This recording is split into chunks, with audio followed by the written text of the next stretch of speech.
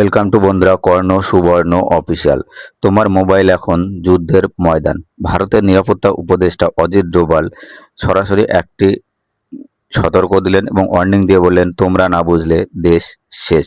এটা বলার মেন কারণ হলো যে রিসেন্টলি যে নিট ইউজিসি নিয়ে যন্ত্রমন্ত্র যে আন্দোলন হয়েছে, সে আন্দোলনে যে ভায়োলেন্ট প্রোটেস্টে যেটা রূপ নিয়েছিল সেটা খুবই হতাশাজনক। কারণ কোনো দেশের সরকার কোনো দেশের যে ছাত্রদের কাছ থেকে এরকম ভায়োলেন্ট আন্দোলন আশা করে না।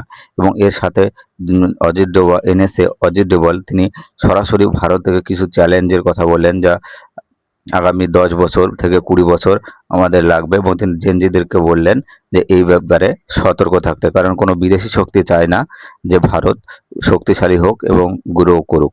এই নিয়ে যে রিসেন্টলি যে লোকমান্য তিলকে ভূষিত হয়েছেন এনএসএ, এবং তিনি সেখানে বক্তব্য রাখতে গিয়ে আমাদের দেশে এনএসএ কি বলেছে শুনবো। आज भी भारत को बाहर से भी और अंदर से भी बहुत अधिक चुनौतियां हैं। भारत का विकास से सभी लोग बहुत आनंदित हों ऐसा नहीं है। भारत का विकास कई लोगों के लिए, कई देशों के लिए, कई इंटरेस्ट के लिए, उनके लिए ये घातक है और हमें उसका मुकाबला करना है। उसके लिए हमारे को एक दृढ़ता के साथ संशय को हटाकर, तो संशयात्मा विनाशाय, संशय में मत पड़िए। एक बार एक ही चीज को सोचिए, देश के इंटरेस्ट को सोचिए, देश के इंटरेस्ट में काम करिए। अपनी हर उसको आप आगे बढ़ाने के लिए अगर एकजुट होकर चलें तो उतनी दूर भी नहीं है। आज हम बहुत भाग्यशाली हैं, हमारे देश में एक ऐसा नेतृत्व है, हमारे देश के अंदर एक ऐसा वातावरण है कि जहां पर हम अपने आप को शक्तिशाली बना सकते हैं। भारत अभी वहां नहीं पहुंचा है जहां उसे होना चाहिए। ऐसा लगता है कि शायद हम स्वतंत्र हैं तो हमारे ऊपर सारी जिम्मेदारियां खत्म हो गई हैं। आज भी भारत को बाहर से भी और अंदर से भी बहुत अधिक चुनौतियां हैं। भारत का विकास से सभी लोग बहुत आनंदित हों ऐसा नहीं है। भारत का विकास कई लोगों के लिए, कई देशों के लिए, कई इंटरेस्ट के लिए, उनके लिए ये घातक है और বন্ধুরা, আমাদের যে জাতীয় উপদেষ্টা আজকে যে তিনি দেশের যুব সমাজের উদ্দেশ্যে যে তিনটে কথা বললেন, এবং আমরা এটাকে পার্ট পার্ট ভাবে আলোচনা করব। প্রথমত তিনি বললেন যে বর্তমানে যে ন্যারেটিভ ওয়ারফেয়ার বা আমরা এখন 4th জেনারেশন ওয়ারফেয়ারে ঢুকে গিয়েছি।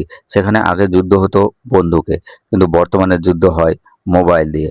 তো মোবাইলে ম্যাক্সিমাম যে সোশ্যাল মিডিয়ার যুগে যে কোনো ধরনের কন্টেন্ট বা ভুল তথ্য খুব অনায়াসে কারো কাছে পৌঁছে দেওয়া যেতে পারে। এবং তোমরা জানো যে ইন্ডিয়া আস্তে আস্তে খুবই গ্রো হচ্ছে এবং শক্তিশালী হচ্ছে, যেটা আমেরিকা এবং চায়নার মতো দেশ তারা চায় না যে ভারত গ্রো হোক।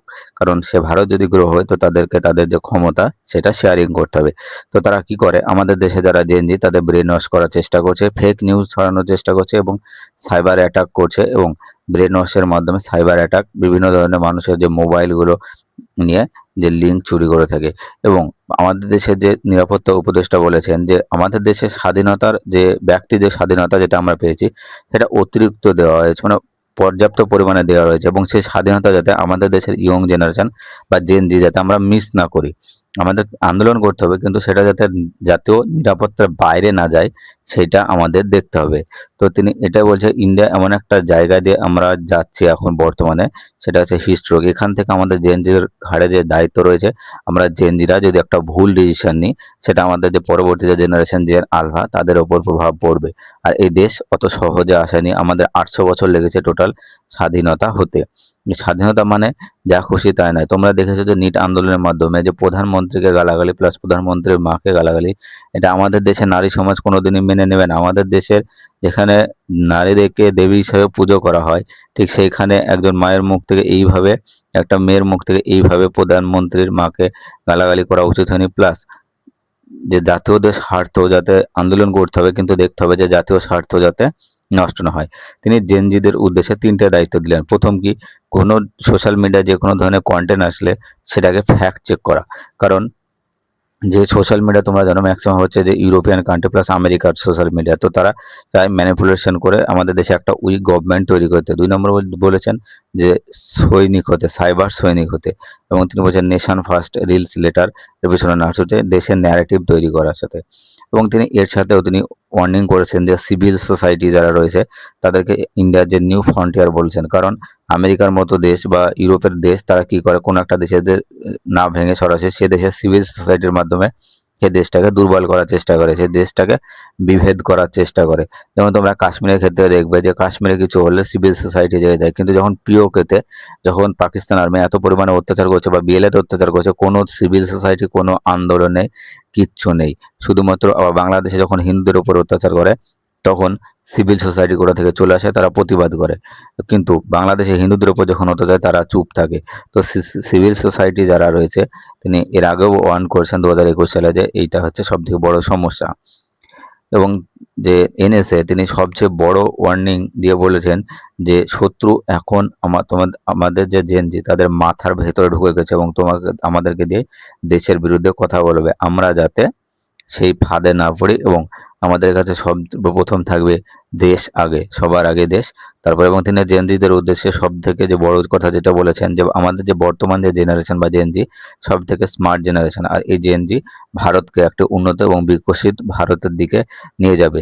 যেমন হচ্ছে এআই, ড্রোন, ডিজিটাল ইকোনমি, সব তার সাথে সাথে অন্যান্য আরও বিভিন্ন ফিল্ডে যেমন হচ্ছে স্পেস, রেল, এয়ারপোর্ট, বিভিন্ন ক্ষেত্রে জেনজিদের অবদান আস্তে আস্তে বাড়ছে। এবং আন্দোলনকারীদের বুঝতে হবে এই ভারত মহাত্মা গান্ধীর ভারত। দীর্ঘ 200 বছর লেগেছে ইংরেজদের কাছ থেকে এবং ইসলামিক শাসন থেকে স্বাধীনতা হতে টোটাল সময় লেগেছে আমাদের 800 বছর। তো আমাদের 800 বছর যে পরাধীন থাকার পর আমাদের জেনজিদের ঘাড়ে দায়িত্ব রয়েছে আমরা যাতে এমন কোনো কাজ না করি যেটা জাতীয় স্বার্থের বিরুদ্ধে যায়।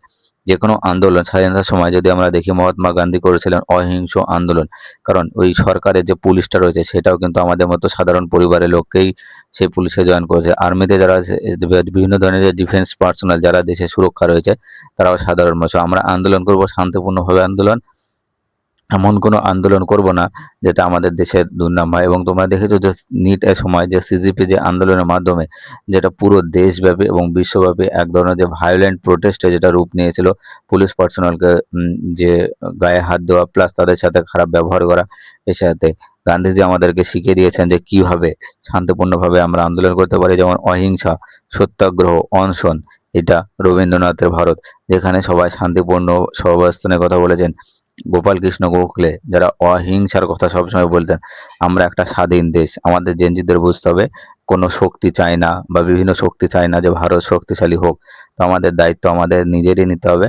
এবং আমরা জেনজিরা যদি 20 বছর আগে, আগামী 20 বছর আমাদের কাছে সব থেকে বড় চ্যালেঞ্জ হবে, আর এই চ্যালেঞ্জকে যদি আমরা কাটিয়ে উঠতে পারি তাহলে আমাদের ভারত যেটা আগে যেটা বলতে সোনাকের চিড়িয়া, সেই যে সোনার ভারত হবে। আর সেই সোনার ভারত একদিন আমরা দেখব এবং আমাদের এটা দায়িত্ব জেন আলফা যাতে সেই ভারত দেখতে পারে।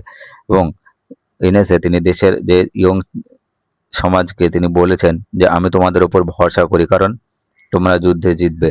এনএসএ আরও বলেছেন যে এনএসএ বলেছেন যে অজিত ডোভাল বলেছেন যে শত্রু এখন সীমান্তে নেই, আমাদের মোবাইলে রয়েছে এবং আমাদের যে ফিডের মাধ্যমে রয়েছে। এবং জেনজিদের দায়িত্ব দিয়েছেন যে সেই জিনিসগুলোকে অনুসন্ধান করা এবং তথ্য সহকারে যে কোনো একটা জিনিস যাতে হুট করে না ছড়িয়ে দিয়ে সেটা খুব সুন্দরভাবে সেটাকে আলোচনা করা এবং এমন কোনো কাজ না করা যেটা জাতীয় স্বার্থের বিরুদ্ধে যায়।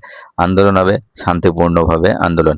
আমি এনএসএ কে 2021 সাল থেকে ফলো করছি এবং তার বিভিন্ন ধরনের বক্তব্য দিয়েছেন। বিভিন্ন সময় আইআইটি, এনআইটি, দিল্লি ইউনিভার্সিটি বা স্টেট ইউনিভার্সিটিতে তার যে জেনজিদের উদ্দেশ্যে বিভিন্ন ধরনের বক্তব্য দেয়, তাদেরকে বোঝায় যে এই ভারত একদিনে আসেনি, আমাদের অনেক কষ্ট, অনেক ত্যাগ, স্বাধীনতা আন্দোলনের সময় কত মানুষকে ত্যাগ করতে হয়েছে, সেই ত্যাগের আমাদেরকে সম্মান করতে হবে। এবং আমরা যাতে এমন কোনো কাজ না করি যে ভারত বিপথে যায় এবং আমাদের যারা স্বাধীনতা সংগ্রামী তাদের অপমান হয়। আমাদেরকে সবসময় শান্তিপূর্ণ সহাবস্থান করতে হবে। এর সাথে সাথে এটা হচ্ছে গোপাল কৃষ্ণ গোখলে, যেটা মহাত্মা গান্ধীজির যে আইডিওলজি, তারা সবসময় অহিংসা বিশ্বাসী, কারণ হিংসার মাধ্যমে কোনো ধরনের আন্দোলন সফল হয় না। এটা বুঝতে হবে। এটা হচ্ছে সরোজিনী নাইডুর ভারত, যেখানে নারীরা শান্তিপূর্ণ সহাবস্থান থেকেছে এবং একটি সুন্দর ভারত আমাদেরকে দিয়ে গেছে, স্বাধীন ভারত, যেখানে আমরা পর্যাপ্ত পরিমাণে স্বাধীনতা পেয়েছি। বাক স্বাধীনতা ইন্ডিয়াতে যে পরিমাণে স্বাধীনতা রয়েছে বাক স্বাধীনতার, আমেরিকার মতো দেশে কিন্তু বাক স্বাধীনতা নেই। ওরা শুধুমাত্র নামেই বলে ওদের ওখানে স্বাধীনতা রয়েছে, কিন্তু ওদের দেশেও কিন্তু পর্যাপ্ত পরিমাণে স্বাধীনতা নেই। তো আমি জেনজিদের উদ্দেশ্যে একটা কথাই বলবো, আন্দোলন হবে শান্তিপূর্ণভাবে এবং তোমরা নিজেদের মতামত এখানে কমেন্ট সেকশনে লিখে দিও যে জেনজিদের দায়িত্বগুলো কি কি, এবং আমরা জেনজি হিসেবে আমাদের ঘাড়ের ওপর যে সমস্ত দায়িত্ব রয়েছে সেই দায়িত্বগুলো যাতে আমরা খুব সুন্দরভাবে পালন করতে পারি এবং একটি উন্নত ও বিকশিত ভারত গড়ে তুলতে পারি। আমাদের খুশি হবে আমরা যদি একসঙ্গে সবাই একটা উন্নত ভারতের দিকে নিয়ে যাই।